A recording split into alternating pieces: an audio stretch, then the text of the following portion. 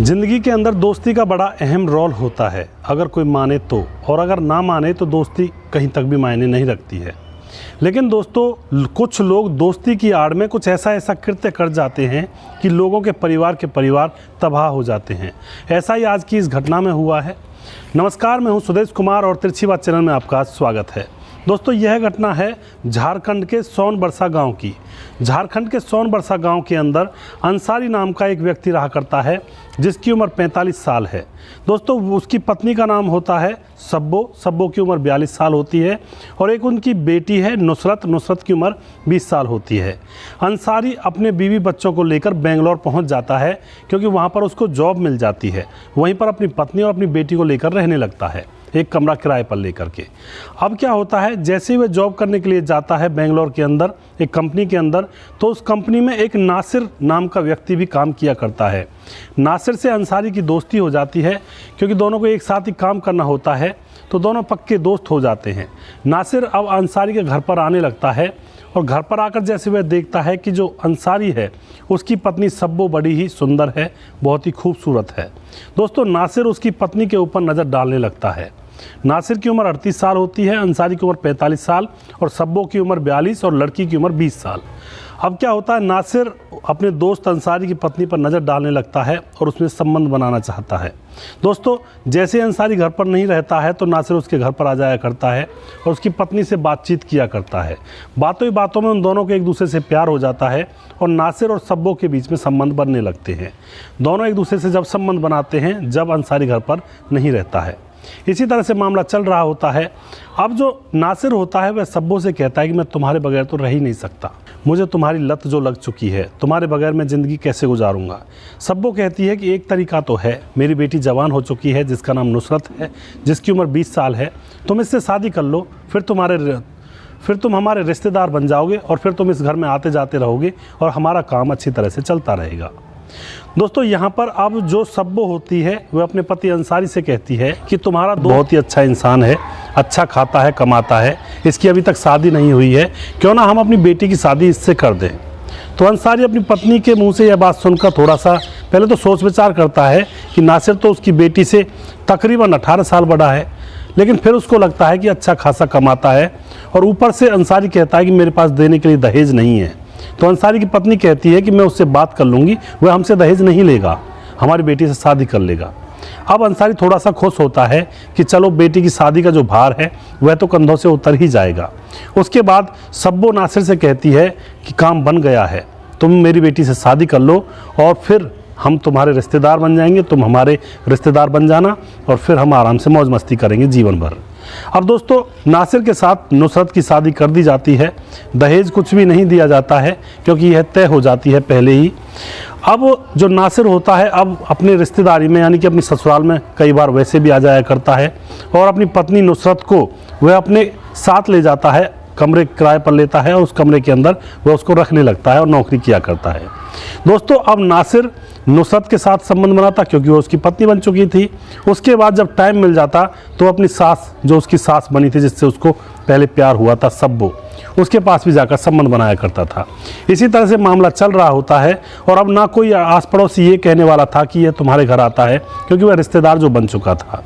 एक दिन क्या होता है, अंसारी जल्दी ही अपनी कंपनी से वापस लौट आता है, क्योंकि उसका मन नहीं लग रहा था। नासिर भी उसके साथ नहीं था उस दिन। जैसे ही घर आकर देखता है तो नासिर उसकी पत्नी के साथ नग्न हालत में बेड के ऊपर संबंध बना रहा था। यह देखकर नासिर के पांव के नीचे से जमीन खिसक जाती है कि आखिर यह हो क्या रहा है। दोस्तों, उसके बाद वह जोर जोर से चिल्लाने लगता है। नासिर तो वहाँ से चला जाता है। वह अपनी पत्नी को धमकाने लगता है। उसकी पत्नी कहती है कि आज के बाद ऐसा कुछ नहीं होगा, मुझे माफ़ कर दो, गलती हो गई। इधर जो नासिर होता है वह भी फ़ोन करके कहता है कि मुझे माफ़ कर दो, मुझसे गलती हो गई, बहक गया था। अब जो अंसारी है वो करता भी क्या, वो फिर उनको माफ़ कर देता है और समझता है कि आज के बाद ये ऐसा कुछ नहीं करेंगे। दोस्तों, धीरे धीरे समय गुजरता है, तो अंसारी जो होता है वह अब ज़्यादातर अपनी पत्नी के ऊपर ध्यान रखने लगता है, और अपने दोस्त, जो कि उसका अब दामाद बन चुका था नासिर, उसके ऊपर भी ध्यान रखता है।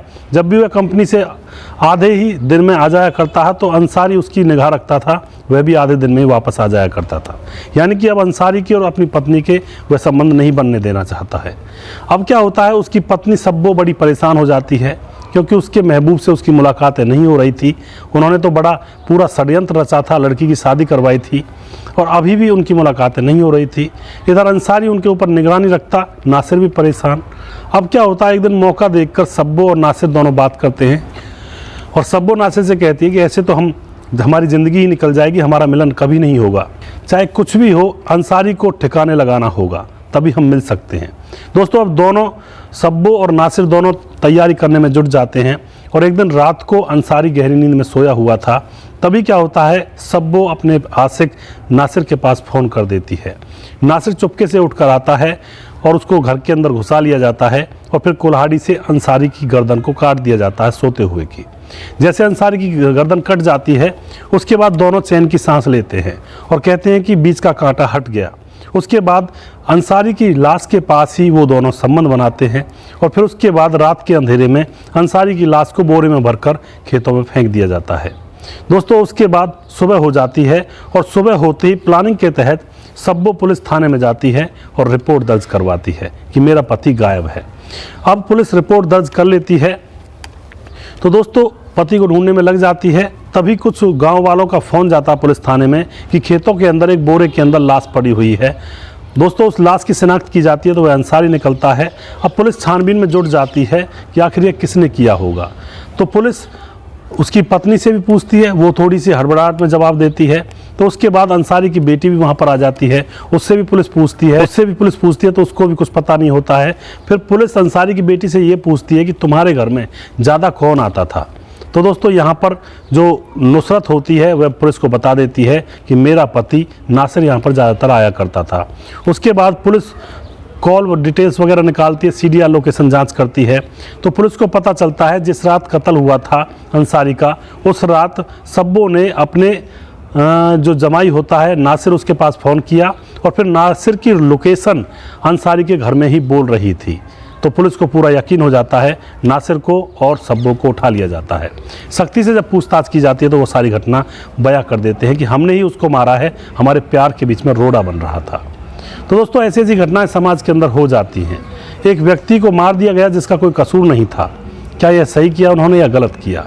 आजकल समाज में यही कुछ चला हुआ है। आजकल थानों में केस भरे पड़े हैं ऐसे ही, इन्हीं मामलों के। तो दोस्तों, संभल कर रहें, सावधानी से रहें, ऐसे वैसे कृत्यों से दूर रहें, वरना ज़िंदगी बर्बाद होने में 1 मिनट का टाइम नहीं लगता है। अब यहाँ पर जो नुसरत है वह बिना पति के रहेगी, क्योंकि उसका पति तो अब जेल में चला जाएगा, और जो सब्बो है वह खुद जेल में जाएगी। उसका पति जान से गया, सब्बो का आशिक नासिर वह भी जेल में रहेगा, यानी कि पूरा परिवार तबाह हो गया। तो दोस्तों, जो हवस का खेल होता है इसमें परिवार तबाह हो जाया करते हैं। कभी भी ऐसा ना करें, ज़िंदगी को संभाल कर रखें।